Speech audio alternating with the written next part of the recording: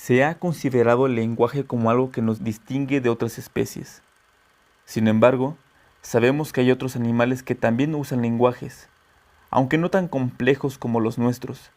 Independientemente de si el lenguaje nos hace especiales o no, la comunicación que realizan los seres vivos, animales, plantas, hongos, bacterias, pueden ser usadas. Se ha considerado el lenguaje como algo que nos distingue de otras especies. Sin embargo, sabemos que hay otros animales que también usan lenguajes, aunque no tan complejos como los nuestros. Independientemente de si el lenguaje nos hace especiales o no, la comunicación que realizan los seres vivos, animales, plantas, hongos, bacterias, pueden ser usadas como inspiración para construir comunicación en sistemas artificiales. Y en algunos casos, los sistemas artificiales pueden ayudarnos a entender mejor la comunicación de los sistemas naturales.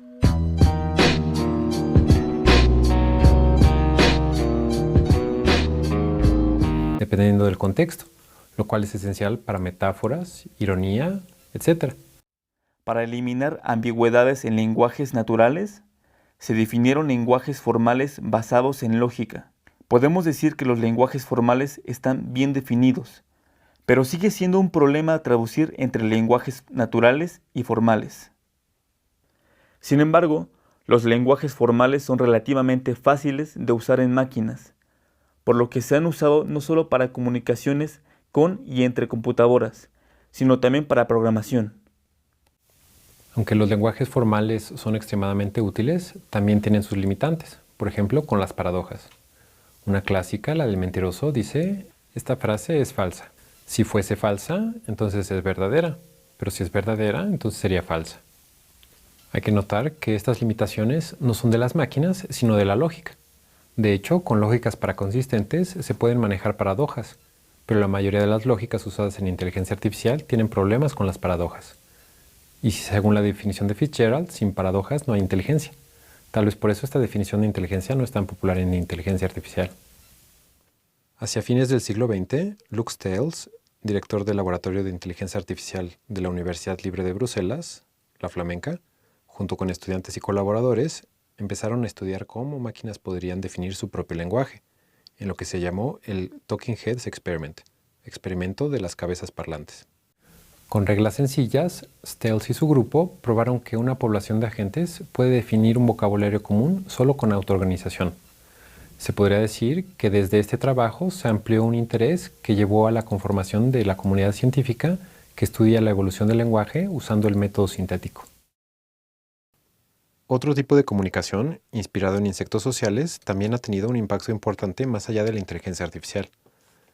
También en la Universidad Libre de Bruselas, pero la francófona, gente como Jean-Louis Denneburg ha aplicado el método sintético a hormigas y cucarachas. Pero también se han desarrollado algoritmos, tales como la optimización de colonia de hormigas, propuesta por Marco Dorigo, los cuales tienen aplicaciones en diversas áreas. Esta comunicación se conoce como estigmergía, la cual se da a través del entorno. Algunos insectos sociales dejan rastros químicos que otros individuos pueden percibir, logrando coordinar el comportamiento de la colonia de una manera autoorganizada.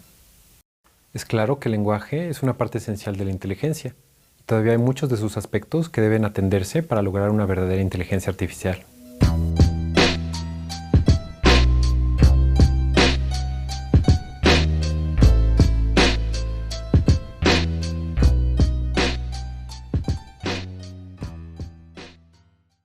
Como inspiración para construir comunicación en sistemas artificiales. Y en algunos casos, los sistemas artificiales pueden ayudarnos a entender mejor la comunicación de los sistemas naturales.